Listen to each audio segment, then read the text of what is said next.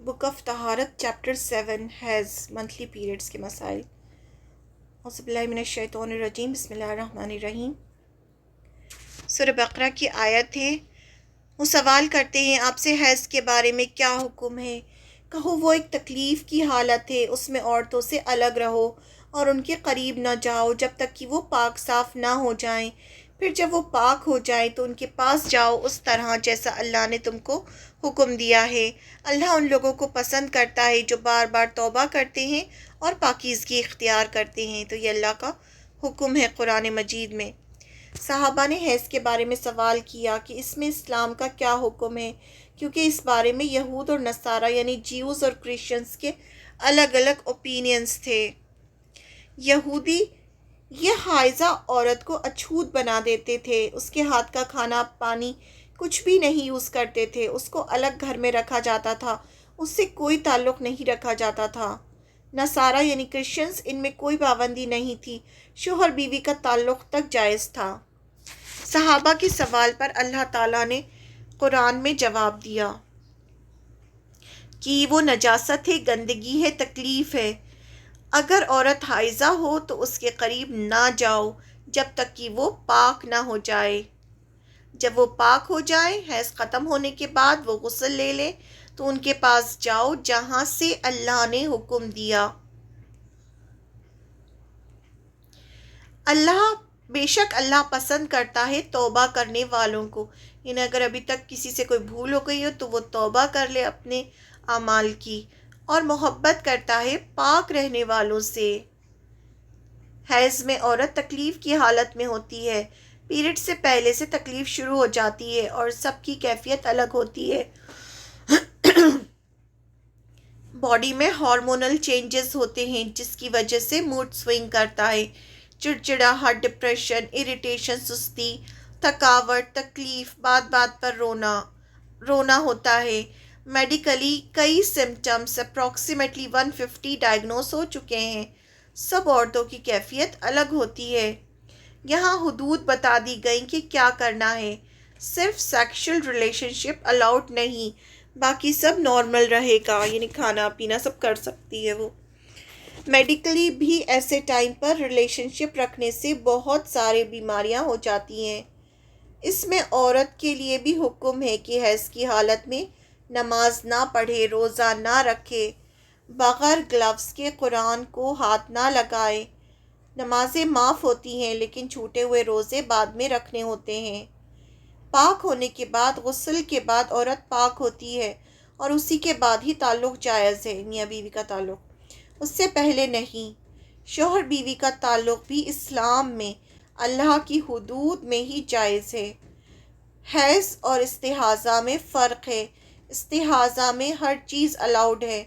استحاضہ ایک بیماری ہوتی ہے جس میں حیض کی طرح ہی خون آتا ہے، اور لیکن وہ کسی رگ سے خون آ رہا ہوتا ہے، وہ ناپاک خون نہیں ہوتا، وہ ایک بیماری ہوتی ہے۔ تو اس میں ہر چیز الاؤڈ ہے، اس میں نماز بھی پڑھنا ہے، روزہ بھی رکھنا ہے، شوہر بیوی کا تعلق بھی جائز ہوتا ہے، کیونکہ استحاضہ حیض نہیں ہے، ایک بیماری ہے۔ حیض کے مسائل۔ حیض اس خون کو کہتے ہیں جو بالغہ عورت کے رحم سے ہر ماہ نکلتا ہے۔ اس کا کم سے کم وقت 1 دن اور 1 رات ہے اور زیادہ سے زیادہ 15 دن، عام طور پر 6 یا 7 دن آتا رہتا ہے۔ حیض اور نفاس۔ نفاس کیا ہوتا ہے؟ جب بچہ پیدا ہوتا ہے اور اس کے بعد جو خون آتا ہے اس کو نفاس کہا جاتا ہے۔ ان دنوں میں کیا کر سکتے ہیں اور کیا نہیں؟ نماز اور روزہ نہیں رکھ سکتے، نماز نہیں پڑھ سکتے اور روزہ نہیں رکھ سکتے۔ رسول اللہ صلی اللہ علیہ وسلم نے فرمایا جب عورت حیض سے ہوتی ہے تو وہ نماز نہیں پڑھتی اور نہ روزہ رکھتی ہے۔ لیکن ایک عورت نے حضرت عائشہ سے دریافت کیا وجہ ہے کہ حائضہ عورت کی قضا روزے کی قضا تو دیتی ہے، نماز کی نہیں؟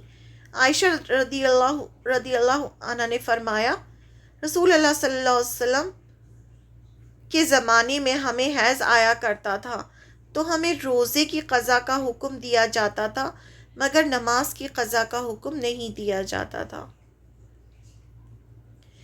حائضہ سے صحبت کرنا منع ہے۔ حیض کی حالت میں عورت سے صحبت کرنا سخت گناہ ہے۔ اللہ تعالیٰ نے قرآن مجید میں فرمایا بس ایام یعنی دن حیض میں عورتوں سے کنارہ کشی کر لو، یعنی صحبت نہ کرو۔ اگر کوئی اس گناہ کو کر لے تو نبی کریم صلی اللہ علیہ وسلم نے فرمایا جو شخص بحالت حیض اپنی عورت سے صحبت کرے تو اسے چاہیے کہ آدھا دینار صدقہ کرے، سونے کی قیمت، یعنی اتنی سونے کی قیمت صدقہ کرے، یعنی کسی حقدار کو دے دے تو آئندہ کے لیے توبہ کرے، مطلب اتنا جو ہے خیرات کرنا ہے کسی غریب کو۔ ابن عباس رضی اللہ عنہ فرماتے ہیں اگر حیض کا رنگ سرخ ہے تو 1 دینار، اور اگر حیض کا رنگ پیلا ہے تو آدھا دینار خیرات کرے۔ یعنی گناہ ہے، اس کا کفارہ ہوتا ہے۔ پھر کعبے کا طواف نہ کریں، کعبے کا طواف نہیں کرنا ہے، مسجد میں نہیں جا کے بیٹھنا ہے۔ ام المومنین حضرت عائشہ رضی اللہ عنہ سے روایت ہے کہ میں رسول اللہ صلی اللہ علیہ وسلم کے ساتھ حج کو گئی، راستے میں مجھے حیض شروع ہو گئے، رسول اللہ صلی اللہ علیہ وسلم میرے پاس آئے اور میں رو رہی تھی۔ آپ نے فرمایا کیا تجھے حیض آ گیا؟ میں نے عرض کیا کہ جی ہاں۔ آپ نے فرمایا یہ اللہ تعالیٰ کا حکم ہے، امر ہے جو آدم کی بیٹیوں کے لیے لکھ دیا گیا ہے، بس تم ہر وہ کام کرو جو حاجی کرتے ہیں سوائے خانہ کعبہ کے طواف کے، اور وہ تم حیض سے پاک ہو کر غسل کے بعد کرنا، یعنی جب تم پاک ہو جانا تب کرنا، ورنہ حج کے سارے ارکان کیے جا سکتے ہیں۔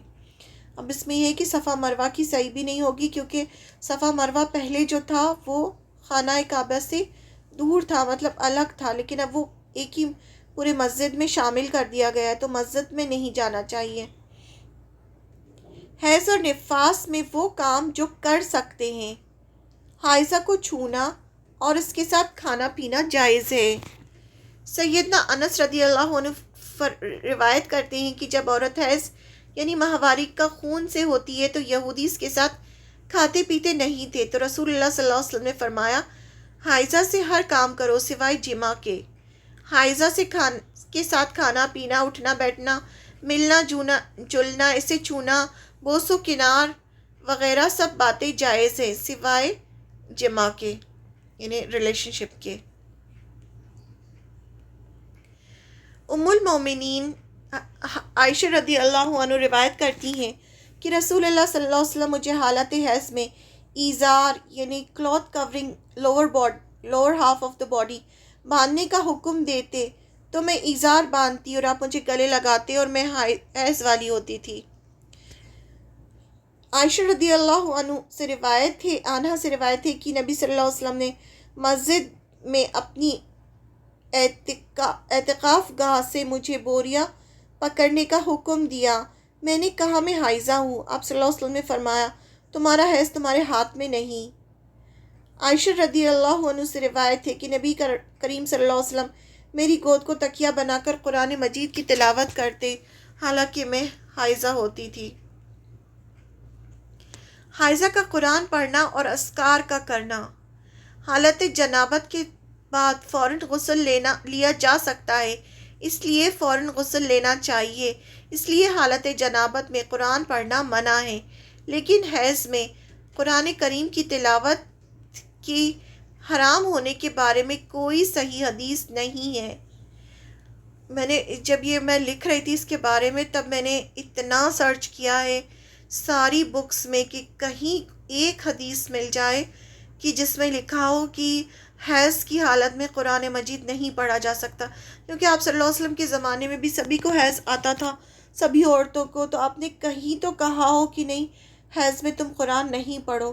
تو اس کے بارے میں نے بہت ریسرچ کی لیکن کہیں بھی کوئی بھی حدیث نہیں ملی، جو بھی حدیث تھی وہ جنابت کی تھی، لیکن اس کے بارے میں حیض کے بارے میں، کیونکہ بہت ساری جو لیڈیز ہوتی ہیں ان کو 15 دن حیض ہوتا ہے، اگر 15 دن وہ قرآن نہیں پڑھیں گی تو کیسے چلے گا؟ تو اس لیے ہے کہ اس کو کپڑے سے پکڑ کر یا جو زبانی یاد ہے وہ پڑھا جا سکتا ہے، تفسیر پڑھی جا سکتی ہے، موبائل تو آج کل موبائل ہے اس سے دیکھ کے قرآن پڑھا جا سکتا ہے، کیونکہ بہت ساری لڑکیاں ایسی ہوتی ہیں جو حفظ کر رہی ہوتی ہیں، تو اگر وہ 15 دن حفظ چھوڑ دیں گی تو وہ تو سب بھول جائیں گی، تو اس لیے اس طرح سے پڑھا جا سکتا ہے، لیکن ہاں جنابت کی اگر حالت ہے تو فوراً پھر اس میں غسل لینا ہے، اس کے بعد ہی آپ قرآن مجید کو چھو سکتے ہیں۔ اذکار بھی پڑھے جا سکتے ہیں، اذکار کی بابت امام نووی فرماتے ہیں کہ حائضہ کے لیے تسبیح اور تحمید، تکبیر اور دیگر دعائیں اور اذکار بلا اجتماعی جائز ہے، یعنی کوئی اس میں شک ہی نہیں ہے، کوئی ڈاؤٹ ہی نہیں ہے کہ وہ اذکار اور ذکر جتنا بھی ہو سکے سب کر سکتی ہے، زبان پاک ہوتی ہے۔ اس کی دلیل عائشہ رضی اللہ عنہ کی حدیث ہے۔ آپ فرماتی ہیں میں حج کے دنوں میں حائضہ ہو گئی، رسول اللہ صلی اللہ علیہ وسلم نے فرمایا بیت اللہ کے طواف کے علاوہ ہر کام کرو جو حاجی کرتا ہے، یعنی جتنے بھی کام ہیں وہ سب کیے جا سکتے ہیں حج کے دوران۔ جب آپ صلی اللہ علیہ وسلم نے ان سے کہا کہ تم سب کام کرو، صرف بیت اللہ کا طواف نہیں کرنا۔ اس حدیث سے یہ بھی واضح ہوا کہ حائضہ طواف کعبہ کے علاوہ حج کے باقی تمام اعمال کر سکتی ہے۔ ام عطیہ رضی اللہ عنہ فرماتی ہیں کہ رسول اللہ صلی اللہ علیہ وسلم نے حیض والی عورتوں کو بھی عید کے روز عیدگاہ جانے کا حکم دیا تاکہ وہ لوگوں کی تکبیروں کے ساتھ تکبیریں کہیں اور ان کی دعاؤں کے ساتھ دعائیں کریں، لیکن نماز نہ پڑھیں، کیونکہ عید کا دن جو ہوتا ہے وہ تکبیروں کا دن ہوتا ہے۔ جب نماز کے لیے نماز پڑھنے جاتے ہیں تو بہت زیادہ تکبیرات پڑھتے ہیں اور پھر اس کے بعد دعائیں ہوتی ہیں، تو دعاؤں میں آپ صلی اللہ علیہ وسلم نے کہا کہ حائضہ عورت کو بھی لے کے جاؤ، کیونکہ عید کی نماز کھلے میدان میں ہوتی تھی، تو حائضہ عورت کو بھی لے کے جاؤ، وہ بھی تاکہ تکبیریں کہے اور دعاؤں میں شامل ہو۔ ام المومنین عائشہ رضی اللہ عنہ فرماتی ہیں کہ رسول اللہ صلی اللہ علیہ وسلم ہر حال میں اللہ کا ذکر کرتے تھے۔ ان احادیث سے ثابت ہوا کہ حائضہ اور جنبی ذکر اذکار کر سکتے ہیں۔